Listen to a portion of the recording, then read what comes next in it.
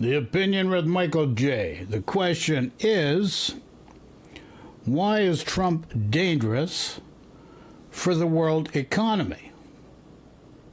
I discussed the juxtaposition caused to the Western world's economies as a result of Trump and his administration.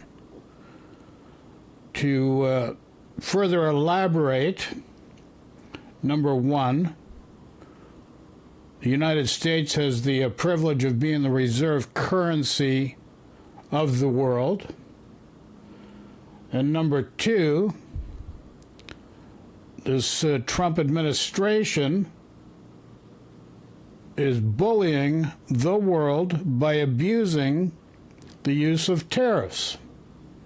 So number one, they have the reserve currency of the world, which is a privilege.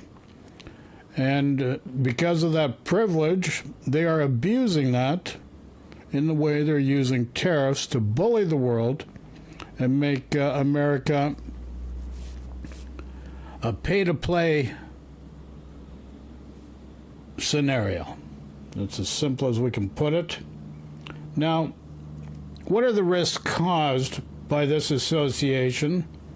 The instability caused,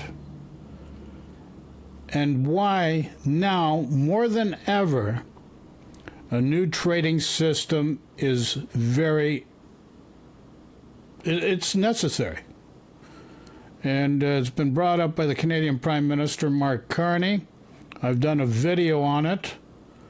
John Maynard Keynes, back in 1940, 1942, put forth a representation of that type of system called the Bancor, B-A-N-C-O-R. And now it is time for the economies around the world to evolve and change and incorporate trading within a different monetary system separate from currencies. So this is why a new trading system is more important now than ever. Now we've got a United Kingdom economist here, Mr. Richard Murphy, helps explain everything quite succinctly, just to give you an idea of why we are in this position and why I state this is now necessary to be implemented as soon as possible. Could the USA default on the dollar? It's a good question, and one that needs to be asked, because a recent downgrade by Moody's rating agency suggests that they have doubts about the credibility of the dollar now. Leading economists in the USA, like Paul Krugman, are asking whether Trump is actually trying to destroy the dollar as a reserve currency for the world. And Martin Wolf, a noted commentator in the UK's Financial Times, has asked the same question. The thing is, nobody can be sure what Trump is doing. As Martin Wolf has noted, the US has 26% of world GDP at present. In other words, it's got the clout to supply the world with a reserve currency. And as a consequence, 58% of all the world's global reserves are denominated in dollars right now, ahead of the euro's 20%, with everybody else lagging behind. 81% of trade finance at the moment, and 48% of international bonds, as well as 47% of cross-border banking claims, are all denominated in dollars. We have a dollar hegemony. It dominates world trade, world finance, and world reserves. Now that's important. But first of all, we do need to understand precisely what a reserve currency is. There have only ever been two reserve currencies in the world. One was the UK pound, sterling, and that diminished in power after the First World War, and ever since then, for near enough a century, the dollar has acted as the world's reserve currency. It is the currency which the world wants to save in, and this is an immensely important point which I don't think that Donald Trump understands in the slightest.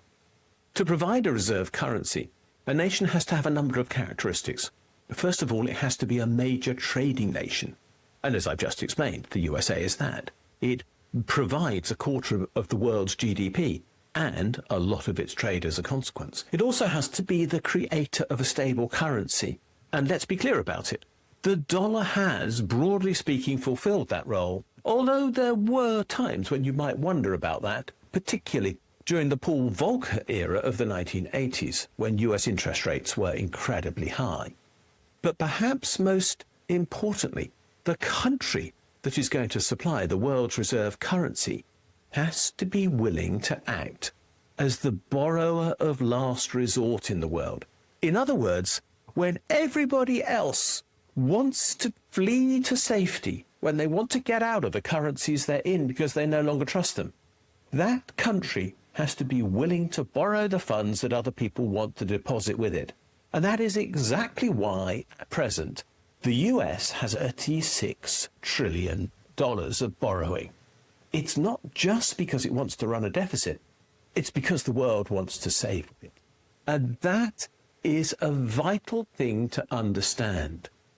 If someone is going to replace the US as a world currency, not only have people got to trust them to deposit funds with, but they've got to be willing to use them. And it's not clear at the moment that anybody else has that power. And nor have they got the major financial services centre to back up the trading that running a reserve currency requires.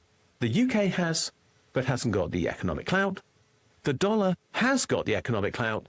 It has got the financial services centre, but is Trump willing to actually play the game of running a reserve currency anymore? No one knows what Trump will do with regard to letting the Federal Reserve manage the dollar in the future. He's in dispute with it. Is it going to have the power that Jay Powell wants to still set interest rates, or is Trump going to demand that back? No one knows what he's actually going to do with regard to debt. The current bill before the House of Representatives, his big, beautiful act, will increase federal debt by $3 trillion. But is that his real plan? Is it? Yeah, but the $3 trillion number could be substantially higher than that over time. Could be up to approximately $10 trillion. Sufficient? Will it meet the world's needs for running a reserve currency? Who knows? And no one also knows what Trump's plans are with regards to deflating the value of the dollar. Here's the deal. Trump doesn't even know. This guy's shooting from the hip. He's tied to Putin, and his actions speak loudly in that department. So this is a really important factor to take into consideration. Because the reserve currency of the world is the American dollar, this guy, Trump, is just running things like his last casino venture, which is into the ground like every business he does. That's what happens when you have an ostentatious lifestyle that you cannot afford. He wants to be like the authoritarianism leaders of the world, Saudi Arabia, Iran, Russia, China, North Korea. He looks up to those people. And you see that modeled with his administration and how they deal with the general public in the United States of America, which is very, very dangerous. His tariffs are meant to achieve that goal. But will they? And what will the consequence be, particularly for the dollar as a reserve currency? We just don't know. And that is the problem that we face. No one knows. No one knows who they can trust. When no one knows who they can trust, no one knows where they can put their money. And no one knows where to put money when the world has a crisis. And the crisis the world now has is that money wants to pile into a reserve currency, but nobody is sure that the dollar is really that reserve currency. And here's the other factor, and this is just out of the Russian playbook. It even goes back to the Brits a long time ago as well. But what you're seeing with Putin and Donald Trump is create a crisis, provide the fix, and then just deny, deny, deny. And that's really what they do. That is the playbook. You get caught up in the noise, you miss what's going on. And this is what Putin and Trump are doing to the world together.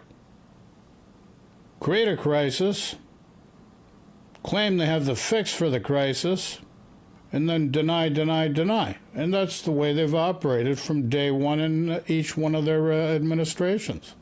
Simple as that. Anymore. Or if there's any alternative to it. That is the crisis that we now face. The crisis we have is that the world reserve currency is at the epicenter of the financial crisis we might face. Made in America what can story. be done about this? In the short term, my suggestion is precisely nothing. Whatever Trump decides will happen. There is quite simply no alternative at this moment to the dollar. That is the only game in town. What we do know is that some countries might increase their reserve holdings of euros or sterling or Chinese currency, but they're going to be insignificant changes in comparison to the amount still held in the dollar. In the longer term, many of the BRICS countries, those are the southern developed countries like Brazil and India and China and South Africa, and maybe Russia, have been in discussion about creating a new reserve currency. Yeah, but here's the problem. With China, you can't trust them. And I'll tell you, a number of decades ago, a friend of mine, he was a partner in National Trust. They sold out to the Bank of Nova Scotia, a business partner with Hal Jackman. And we had another mutual friend, and this mutual friend has been in mining for a number of years. Both have been in mining with publicly traded companies. He had a buddy of his that put $500,000 in a bank in China. Disappeared. No rule of law, no way of recovering the money, and no government support to find out exactly what happened. And then with Russia, you know what Russia's like. And then Russia and Trump, they're playing their games. So this is why I call it a juxtaposition, conundrum of sorts, and a dichotomy of many. Simple as that. And that would be based on a basket of their currencies from multiple states.